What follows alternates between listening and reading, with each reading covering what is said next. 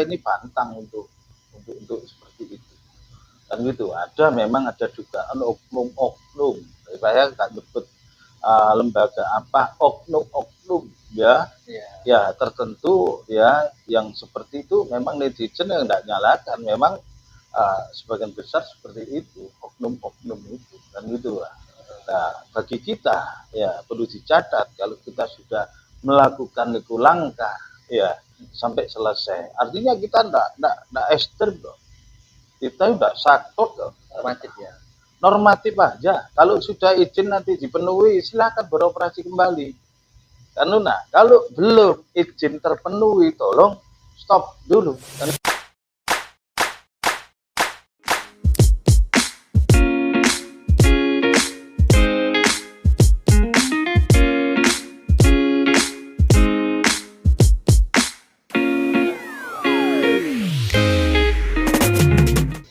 Assalamualaikum warahmatullahi wabarakatuh. Alhamdulillah. Alhamdulillah kita kembali berbincang untuk membicarakan potensi dan peluang yang ada di masyarakat. Dalam kehidupan pasti ada problem, tapi saya tidak membuka dengan kata-kata problem, tapi kita buka dengan kata-kata potensi dan peluang. Karena kita tahu bahwa segala keburukan itu tentunya bisa menjadi kebaikan jika kita bisa menyikapi dengan baik dan benar. Hari ini alhamdulillah saya ditemani oleh orang penting di Kabupaten Pasuruan.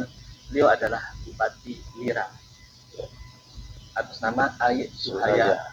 Ya. Selamat datang Pak Ayik. Selamat datang Mas Ali. Ya, terima kasih bisa nimbrung di studio kami. Siap, terima kasih Balik. Edukatif dan informatif. Siap. Ya.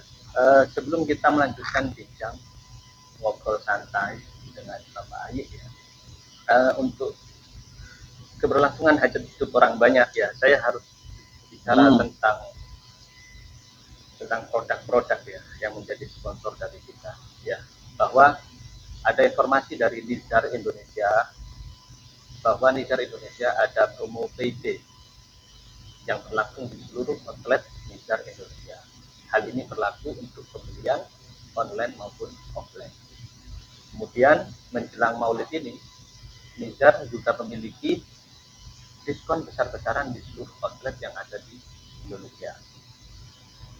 Maka dari itu kami mengajak penonton Dialog Masa untuk ayo merapat di momentum Maulid ke outlet-outlet Nizar dimanapun berada.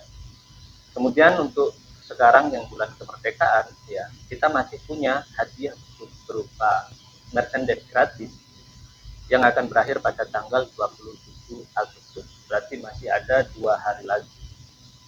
Ya, untuk pemirsa bisa memanfaatkan 2 hari ini untuk mengambil hadiah tersebut.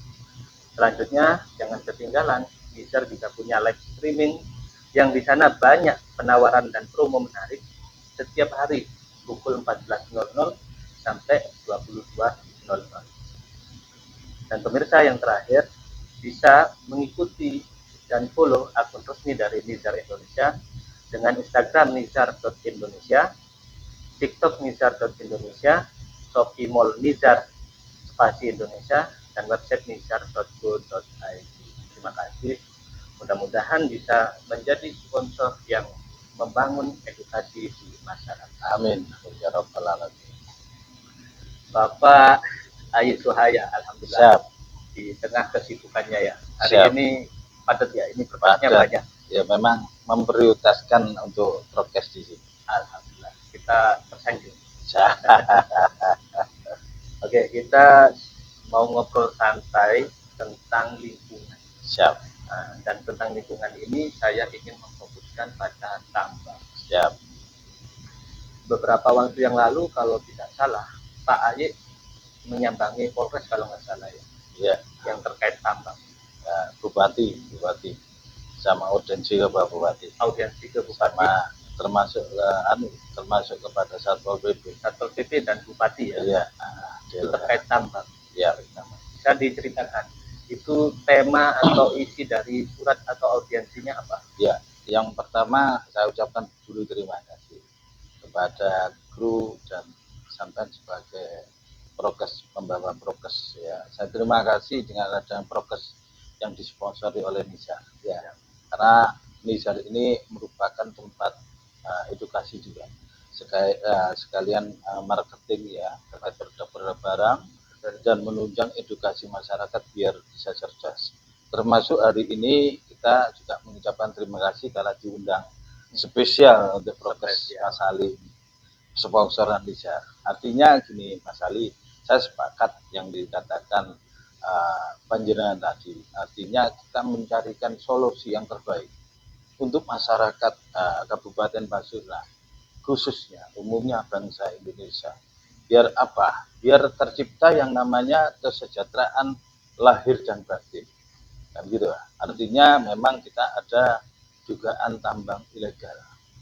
Ya, yang ada di Kecamatan Pasrepan di Desa Jengkrong. Nah, 1 bulan kemarin saya itu mengadakan audiensi ya kepada Pak Bupati. Ya, saya audiensi ketemu Pak Bupati welcome dalam hal ini. Memang beliau ada merah putih. Artinya merah putih bagi saya itu memang capnya untuk ini mengabdi kepada masyarakat Kabupaten Pasuruan, membangun Pasuruan lahir dan batin sejahtera. Dia juga menitipkan pesan kepada saya bahwasanya ayo Pasuruan ini ditertibkan. Ya, terkait tindak benar menjadi benar, yang ada kekurangan, ya diisi kelebihan, yang kelebihan mengisi kekurangan. Dalam hal ini, ya juga ada pesan dari Pak Presiden kita, bahwasanya tambang-tambang liar atau ilegal. Ini Pak Prabowo ya, sampai sudah tahu ya. Ya, harus ditertibkan. Ya, tidak peduli itu belakangnya itu ada jenderal siapapun atau pensiunan jenderal. Ya, rakyat yang bicara harus ditertibkan atas nama rakyat itu Pak Prabowo itu. Oleh sebab itu kita terpanggil Mas Ali dalam menyikapi tambang-tambang liar yang ada di Kabupaten Pasuruan, terutama yang pertama ini memang kita angkat tambang yang ada di Desa Jengkrong, Kecamatan Pasrepan, Kabupaten Pasuruan. Yang pertama ada dugaan kuat, satu tidak ada hiu. Ya, yang kedua tidak ada IUP, izin usaha pertambangan operasi produksi. Ya, ini perlu dicatat ini biar masyarakat tahu. Loh, kenapa kalau dikatakan tambang liar? Karena tidak ada WIUP. Ya, terus yang kedua tidak adanya IUP. Ya, IUP, jadi izin usaha pertambangan operasi produksi. Otomatis di situ ya juga tata ruangnya juga harus menunjang Mas Ali. Ya, artinya tata ruang itu kita ngecek kepada SDA ya, sumber daya alam terkait tata ruang. Di situ merupakan yang ditambang ya, titik koordinat yang ditambang itu merupakan lahan resapan air Mas Ali. Jadi itu resapan air tidak boleh Mas Ali. Jadi merusak lingkungan. Nah, nanti dampaknya apa? Banjir. Ya banjir, longsor, dan itu dampaknya seperti itu karena resapan air. Dan lagi ditumpangi lagi oleh yang namanya LP2B. Ya, saya paham apa itu LP2B itu. Lahan pangan pertanian berkelanjutan. Ya, yang dikeluarkan oleh pertanian dalam hal ini atau Menteri Pertanian. Ini termasuk tidak ada UKL UPR.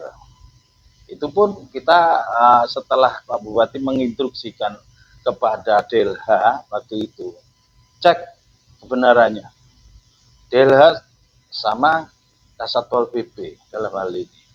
Akhirnya diceklah oleh beliau dapat berapa hari itu kemarin, minggu kemarin itu waktu kita audiensi sama Satpol PP sama DLH, DLH menyatakan tidak adanya WIU. Otomatis kalau tidak adanya WIU, tidak ada UP. Belum itu sudah melanggar itu resapan air. Belum itu LP2B. Ya, dan lain-lainnya. Terus yang nggak kalah penting bagi saya, ya terkait PAD, ya harus paham. Jadi pendapatan asli daerah kalau ada tambang-tambang ilegal, otomatis uang itu seharusnya membayar pajak kepada pemerintah. Ini kan nggak dibayar, gitu.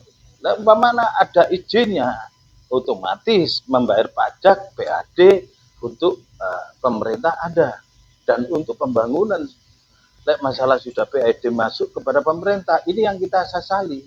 Terus kalau ada izinnya, tambang-tambang yang ada di Kabupaten Pasuruan, otomatis yang nama CSR itu ada.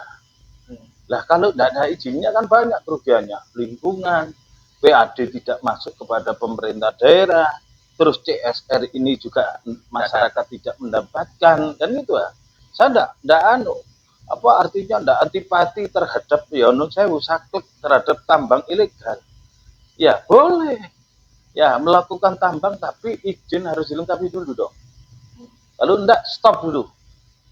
Silakan nanti tambang kalau sudah izin-izin dilengkapi kembali. Karena apa? Yang saya sebutkan tadi, kalau izin ini tidak dilengkapi, otomatis kerugian bagi masyarakat Kabupaten Pasuruan, ya termasuk PAD, CSR, dan kerusakan lingkungan. Ini yang kita sampaikan kepada publik Mas Ali, sama pemerintah.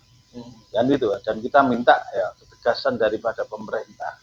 Memang wewenangnya ini, aturannya ini kan yang menangani tambang itu pengawasan dan penindakan ini kan dari provinsi, ya, Satpol PP, ya, atau ada Perda atau pergubnya dari gubernur. Ya, saya minta kepada gubernur, Satpol PP provinsi untuk segera turun. Ini loh, kenapa? Satpol PP kemarin sudah menyatakan sudah kirim surat, bukti-buktinya juga ada, dan gitu ya. Tinggal saya tanya kepada Satpol PP segera untuk dikawal. Jangan ngawal itu 1 minggu sekali ditanyakan, jangan. Tiap hari harus ditanyakan. Ya, nah, ini masalah urgent. Nah, umpama tambang ini berjalan sampai 2 bulan, 3 bulan, 5 bulan, sampai 1 tahun. Nah, kerugian itu negara berapa? Terus masyarakat tidak menikmati yang namanya CSR itu berapa tahun? Jadi pemerintah daerah dalam hal ini DLH sama Satpol PP menanggapi positif ya. Menanggapi positif. Dan sudah ada langkah-langkah. Ada. Jadi artinya langkah-langkah sudah dicek secara tata ruang. Itu menyatakan memang tidak ada izinnya. WIP-nya tidak ada. Otomatis WIP tidak ada UP. Ya, terus kita ngecek di SDA ya serapan resapan air ya, nah. Terus termasuk LP2B. Terus tidak kalah pentingnya pemasukan untuk PAD tidak ada. Pak Ye, saya tertarik ya, untuk memahami secara struktural pemerintahan. Artinya hal kayak gini kan Pak Ye datang nih melakukan laporan atau audiensi ya, terkait dugaan bahwa ini belum legal seperti itu. Nah, secara struktural pemerintahan itu sebenarnya bagaimana? Kenapa kok lolos ya kalau memang belum ada izin? Apakah tidak ada ruang dari sisi pemerintah untuk pengawasan terhadap operasi-operasi yang sudah ada? Jadi memang saya kira ini kan sebetulnya kan tugas Satpol PP. Satpol PP ini adalah penegak perda, ya, Kabupaten Pasuruan. Seharusnya seorang Satpol PP, ya, penegak perda aturan yang ada di Kabupaten Pasuruan sudah peka, sensitif. Ya, jelas tahu dong. Dan itu titik-titik mana yang ada izinnya, perusahaan ada izinnya, atau tambang ada izinnya, tidak ada izinnya. Nah, ini saya minta kepada Bupati untuk memberikan teguran, ya, terkait Satpol PP atau DLH atau perizinan, ya, hal ini untuk memberikan ini support atau penekanan. Artinya yang lebih tugasnya itu lebih mumpuni, harus peka terhadap ini situasi kondisi. Kalau tidak ada izinnya harus dipastikan ditegur, dikasih sanksi atau dilaporkan kepada Satpol PP provinsi, kan gitu ya, sama lain-lainnya. Artinya setidaknya kita mewakili masyarakat itu mengimbau ya, atau meminta masyarakat pemerintah sebagai pemilik tupoksi itu untuk lebih aktif gitu ya. Karena itu memang ya ranahnya, jangan nunggu dilaporin dong gitu ya. Oke, bagus sekali. Pak Ye, banyak sekali kejadian ya tentang pelanggaran publik ya, atau indikasi pelanggaran publik yang kadang-kadang itu masyarakat atau aktivis itu keluar-keluar kayak gitu ya. Nah, tapi setelah itu hilang. Ya. tanpa ada satu konfirmasi bahwa sudah berubah enggak, sudah ada tindakan enggak. Nah, hingga ya mohon maaf ya, kadang-kadang netizen itu bilangnya seperti ini, wah golek-golek, nanti kalau sudah dapat jatah, nah kita ini bukan vulgar ya, tapi kita ini berusaha untuk memahami betul fakta lapangan supaya apa, hal-hal yang negatif tidak terjadi, yang positif secara terus seperti itu. Kalau hal-hal yang seperti itu Pak Ayi gimana menanggapi? Ya, saya juga akan artinya kalau gerakan lirah ya, lirah kita ya, pimpinan Pak Yusuf Tizar, artinya kalau sudah BB jangan artinya ya jauh setelah kita menyikapi prokos atau menyikapi sampai kemarin sampai sekarang terus ujung-ujungnya tidak ada juntrungnya ya saya ini pantang untuk seperti itu kan gitu. Memang ada dugaan oknum-oknum, saya nggak nyebut lembaga apa, oknum-oknum ya tertentu ya yang seperti itu. Memang netizen yang nggak nyalakan, memang sebagian besar seperti itu, oknum-oknum itu kan gitu lah. Nah, bagi kita ya perlu dicatat kalau kita sudah melakukan itu langkah ya sampai selesai, artinya kita enggak ekstrem loh, kita udah sakit loh, normatif aja. Kalau sudah izin nanti dipenuhi, silakan beroperasi kembali. Nah, kalau belum izin terpenuhi, tolong stop dulu. Tapi gitu. Kalau secara tata ruang itu sudah zona hijau ya, izin kemudian keluar malah aneh ya Pak ya? Apa gimana? Nah, jadi gini, kita kan juga paham dunia perizinan. Kan gitu Pak. Urusan dunia itu tidak ada yang nggak bisa diselesaikan. Kan gitu Pak. Umpamanya itu katakan ya tidak ada izinnya, atau katakan itu resapan air kan gitu Pak, atau itu LP2B ya itu ya koordinasi dong dengan pemerintah pusat dengan pemerintah daerah kan gitu Pak. Atau bisa dikeluarkan dari LP2B resapan ya, terus memang itu lokasi dibikin tata ruang berubah untuk tambang dan ada aturan dari pusat, rekomendasi dari pusat, terutama dari daerah terus pusat menurunkan rekomendasi ya bisa berubah, is okay kan gitu Pak. Yang penting kalau bahaya saya itu kan ada fakta perizinan itu memang ada kan gitu Pak. Ada perubahan-perubahan, contoh Mbak Mane sekarang itu kemarin kan RT RW tata ruang kan gitu Pak. Ada tanah yang kena LSD kan gitu tanah industri atau tanah pemukiman, itu pun bisa dimohonkan untuk bisa keluar daripada itu LSD tadi kan gitu Pak. Lah hal ini juga demikian, silakan kan gitu Pak, melakukan langkah-langkah terobosan koordinasi dengan pemerintah daerah dan pemerintah pusat untuk bisa mewujudkan perizinan yang sesuai izin daripada tambang. Karena nanti pemerintah daerah atau pusat akan mengatur ya antara dampak negatifnya sama bagaimana potensi. Kita yang menghormati keputusan pemerintah. Tapi mana nanti tidak ada perizinan, yo jelas kita yo seakan kita kan atas nama masyarakat ya seakan masyarakat kita dong. Terus seakan pemerintah kita dong. Wahai dapat PAD untuk kepentingan kesejahteraan rakyat, tidak dapat.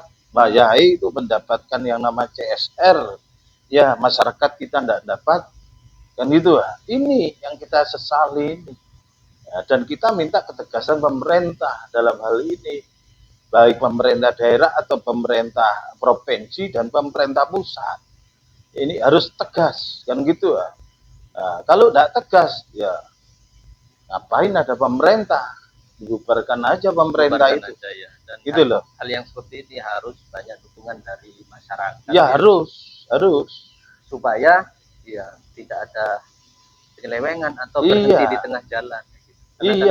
Aktivis ini berat juga ya. Jadi gini Mas, jadi sampean tidak boleh menjustis semua aktivis ya, saya pun tidak boleh.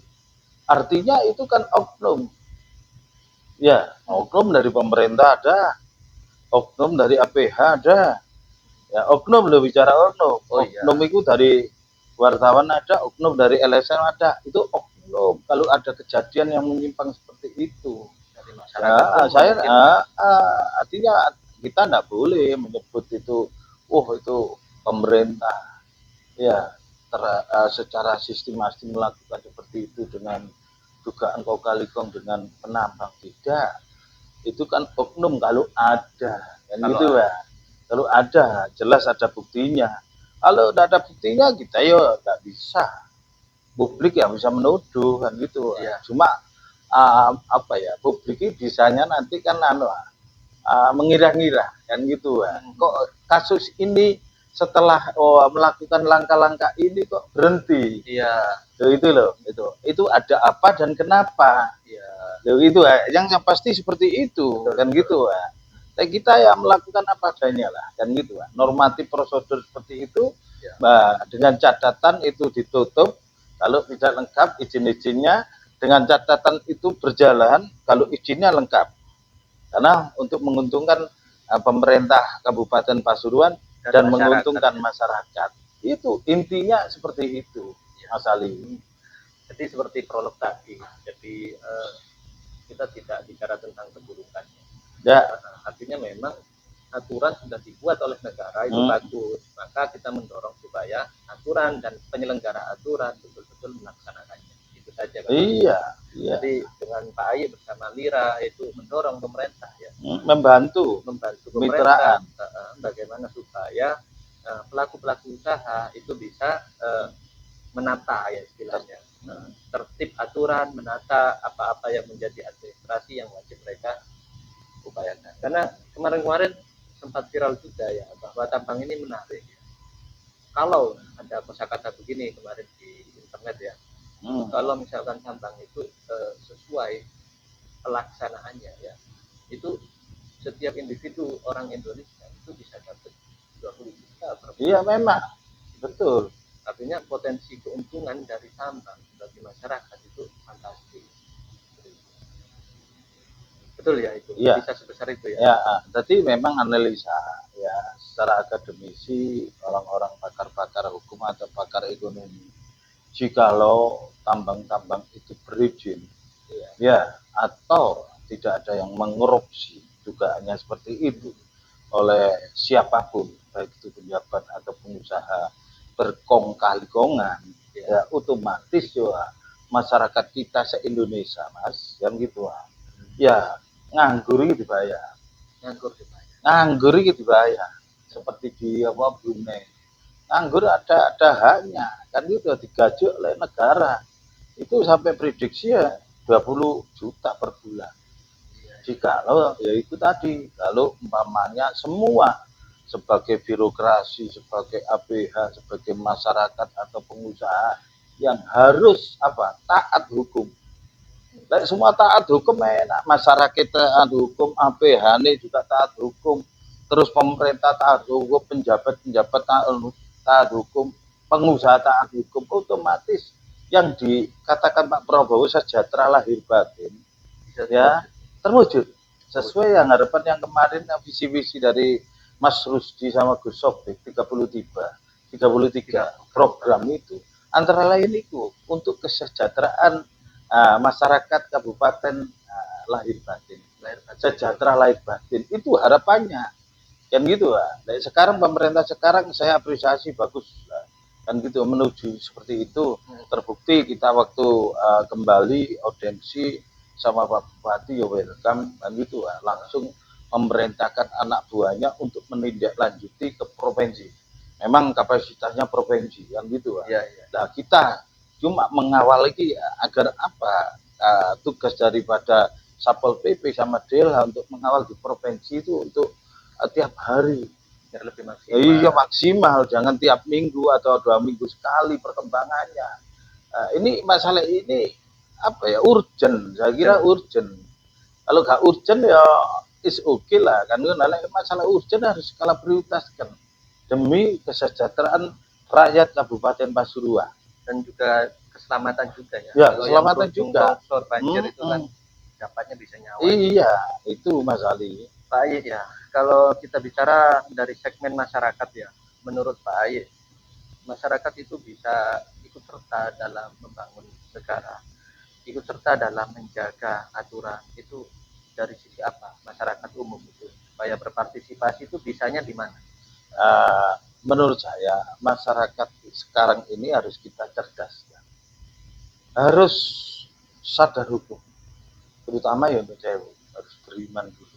Beriman. Ya, beriman dulu. Ya, rasa wong Jawa itu rasa beriman atau takwa.